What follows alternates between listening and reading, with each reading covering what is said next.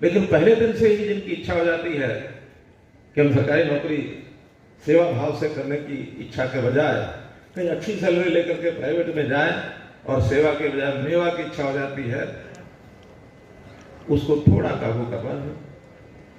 जी, मैं बताती हूँ कि कौन खाता है मेवा। इस पे मैंने एक वीडियो भी बनाई थी और अब मैं आप सबके सामने, और मैं आपका भी धन्यवाद करती हूँ कि आप मुझे ये बोलने का मौका दे रहे हैं। हम लोग सोचते हैं कि जो बड़े बड़े हॉस्पिटल्स हैं या जो बड़े बड़े हमने कॉरपोरेट हॉस्पिटल देखे हैं वो किसी बड़े बड़े डॉक्टर के होंगे और वो खूब पैसा कमाते होंगे दिन रात। ऐसा बिल्कुल नहीं है। आप सब लोग सच्चाई से वंचित हैं। मैं बताती हूँ आपको कि ये जो बड़े बड़े हॉस्पिटल बन रहे हैं और जो आप देखते हैं कभी दिल्ली में, कभी मुंबई में, कभी गुड़गांव में, कहीं बेंगलोर में, ये डॉक्टर्स के नहीं हैं। ये हैं उन लोगों के जो इस सरकार से भी ऊपर हैं। हमारे देश का कॉरपोरेट सेक्टर, अंबानी, अडानी, जिनके पास खूब पैसा है, जिनके बच्चे जाते हैं फ़ॉरेन में, वहाँ से एमबीए करके आते हैं और यहाँ आके अपनी जनता के साथ खिलवाड़ करते हैं और अपना बिजनेस रन करते हैं। जो डॉक्टर्स उन हॉस्पिटल में बैठे हैं वो सिर्फ अपनी सैलरी पे काम कर रहे हैं, वो सिर्फ अपनी सेवा दे रहे हैं। हम लोग मेवा नहीं खा रहे हैं और हमें भी पता है कि ये जो बड़े बड़े हॉस्पिटल्स हैं इनमें किस किस के शेयर्स रहते हैं और इनमें किस किस की गुटबाजी होती है, चाहे वो पॉलिटिशियन हो, चाहे वो बिजनेसमैन हो या कोई भी हो।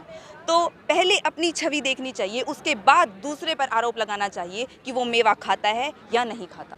जी, 7 साल हम सर्विस कैसे दे सकते हैं? मुझे आप एक बात समझाइए। हम 5 साल की एमबीबीएस करते हैं, 25 साल एमबीबीएस करने में निकल गए हमारे, उसके बाद 7 साल अगर हम गवर्नमेंट को सर्विस देंगे, 32-33 साल की उम्र हो गई।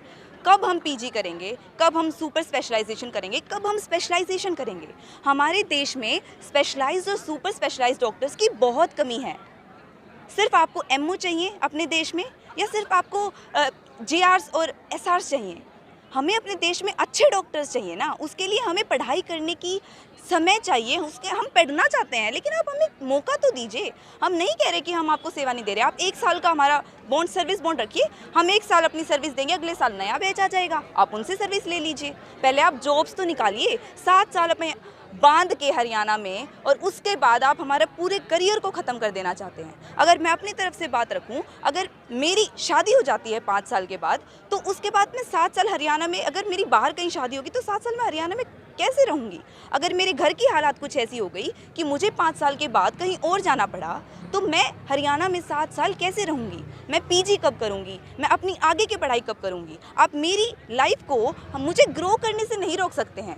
आप संविधान को भी इसमें ठुकरा रहे हैं। इस बॉन्ड पॉलिसी में बहुत सारे आर्टिकल्स वायलेट होते हैं, article number 21, article number 14, article number 19। हम भी किसानों के ही बच्चे हैं, अगर वो नहीं हिले तो हम भी नहीं हिल सकते। हम भी तब तक बैठे रहेंगे जब तक हमारी जायज़ मांगों को नहीं माना जाता। और ये हमारी मांगे नहीं है, ये हमारा हक है और हक लिया जाता है और हम भी अपना हक लेकर ही रहेंगे।